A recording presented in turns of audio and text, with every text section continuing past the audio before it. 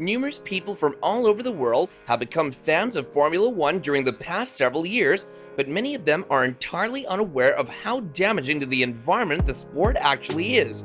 It's not so much about the race as it is about the cars, which are simply not eco-friendly at all. So how precisely is the environment being impacted by the entire F1? Is it really that horrible? Or are the people who despise the sport just making things up? Are F1 manufacturers truly doing something to lessen these impacts? Maybe a new environmentally friendly car design? So let's stop asking questions and start watching this video to discover all of the possible answers. But first, hello and welcome back everyone. I hope you've enabled your notification bells and clicked the subscribe button, and if you have, let's get on with the video. Let's begin by studying a little bit about F1. The F1 Racing League was founded in 1950 and is more commonly known as Formula One Racing. It is, in fact, the highest division in Federación Internacional de Automóvil sanctioned open-wheel single-seater Formula Racing.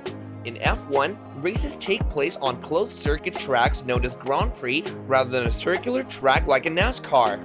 F1 has attracted a lot of attention over time, both favorable and negative. This incredible sport is becoming more and more popular among enthusiasts who are growing every single day. But despite how attractive, fashionable, and fast-paced the sport and its cars actually appear on the surface, the negative impacts on the environment are difficult to ignore. According to several reports that were previously published, one of the main problems with Formula One has been excessive gas consumption. Since it's a motor race, F1 cars would inevitably take up a lot of petrol during the race. This indicates that money is being spent on a sport for entertainment's sake using a non-renewable energy source that the majority of the world still relies on.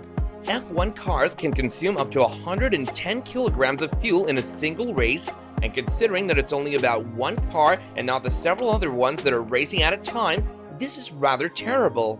Additionally, cars even emit a lot of carbon dioxide into the atmosphere. In fact, there are typically more than 20 races in Formula One, and even one car's environmental impact is very big, let alone the combined impact of so many cars. In the midst of it all, what most of the media outlets and people have entirely ignored is the fact that despite all this, Formula One has continued to be the best because it strives every day to be the most sustainable sport available. F1 has made an effort over the past 10 years to shed its reputation for waste and excess in favor of efficiency and sustainability by lowering its carbon footprint.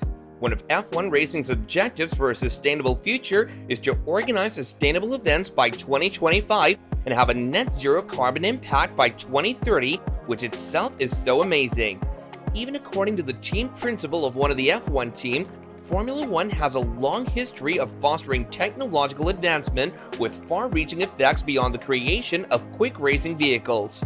The sport's objectives have not, however, been directly impacted by the diffusion of the helpful technology. In contrast, the sport has recently made a determined effort to establish the rules in a way that ensures the technology it produces will have a direct and immediate impact on the future improvement of road car efficiency. Although these are lofty objectives, recent actions have been done with the intention of accomplishing them. Due to improved fuel efficiency and the implementation of the KERS or Kinetic Energy Recovery System technology, emissions from teams decreased by 7% between 2009 and 2011, while those from cars decreased by 24%. Even now, F1 dominates other sports and keeps getting better every year in terms of efficiency and sustainability. Due to the fact that the innovations and technologies introduced by F1 may be used in regular cars, F1 has a special ability to contribute to the reduction of carbon dioxide emissions throughout the world. In fact, all current F1 vehicles are mid-engined hybrid open-wheel single-seaters with a semi-open cockpit. Since the chassis is primarily built of carbon fiber composites, it's both light and incredibly stiff and sturdy. The car weighs only 795 kilograms or 1,753 pounds, the minimum weight required by the regulations, which includes the driver but excludes fuel. In addition to all of this, in 2022, significant changes were made to the technological regulations in an effort to lessen the turbulence, often known as dirty air, caused by the car's aerodynamics.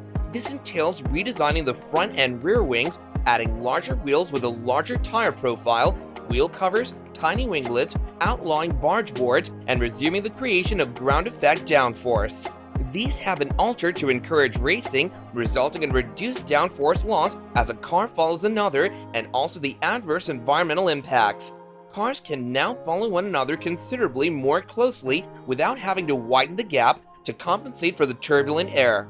In addition, a lot of people are completely ignorant that F1 cars have switched to using fossil fuels that are completely eco-friendly instead of the fuels that release hazardous chemicals into the air and have an adverse effect on nearly everything in the ecosystem. In addition, it was rumored that Formula 1 is developing a fuel that's 100% sustainable in order to maintain internal combustion. The most popular motorsport in the world, Formula 1, has declared that its upcoming generation of engines, scheduled to debut on the track in 2025, would be fueled by a fuel that's 100% sustainable and that F1 anticipates becoming widely accessible for use in the future. F1 cars are expected to already move to E10 or 87 octane gas, which is 10% ethanol, starting in 2022 from high-octane fuel. However, the power units developed in accordance with the new laws, which take effect in 2025, would use a fuel that, according to F1, will be completely manufactured in a laboratory using components from a number of potential sources. Carbon capture is one choice, which captures carbon dioxide at the point of emission for storage or usage. According to F1, the fuel may also come from agricultural waste, municipal trash, or non-food biomass. The new fuel should be able to equal the energy density of the current F1 gasoline, therefore, the performance of the vehicles shouldn't be impacted. Although carbon dioxide is still released as a consequence of using sustainable fuels, unlike a gasoline engine, there will be no net carbon dioxide emission. F1 claims that it's currently negotiating with fuel suppliers to produce enough fuels for the current season, as well as to scale up production in the future to meet the needs of the general public. Only 8% of the 1.8 billion cars predicted to be on the road by 2030, according to F1, will be fully electric. By going this way, F1 aspires to set the example of making internal combustion engines sustainable rather than sticking to non-renewable gasoline. The ongoing development of energy-efficient engines is one of the most prominent ways that F1 seeks to lessen its environmental impact. Additionally, by doing so, F1 wants to become completely carbon neutral by the year 2030. F1 has committed to a number of efforts aimed at enhancing engine efficiency since the FIA Alternative Fuel Commission was established in 1989. The most significant of these was its Global Fuel Economy Plan in 2007, which seeks to cut fuel usage by 50% across the competition. The FIA declared in 2020 that it had created a fuel that was 100% sustainable and that engine makers were actively testing it with plans to use it by 2026. A completely sustainable fuel would essentially be the third generation and most developed version of biofuels, which are often produced from agricultural or industrial waste byproducts. Although F1 cars already use biofuels, gasoline may only include 5.75% of biocomponents according to current regulations. By the time new power units are intended to compete in 2025, that percentage will rise to 10%, and the FIA intends to totally switch to advanced sustainable fuels by then. Now that's going to be so amazing as well as eco-friendly. Nonetheless, despite the various negative consequences F1 has had on the environment, which we can never undo, it's heartening to see that F1 is finally taking steps to ensure that these effects are as minimal as possible going forward. So, did you appreciate what the Formula 1 planners have in mind for the sport in the future, guys? Please share what you think in the comments down below. We genuinely hope you had a good time watching this video. Like and subscribe to our channel for more awesome content like this. Stay careful and take care till the next video, and until then, bye-bye.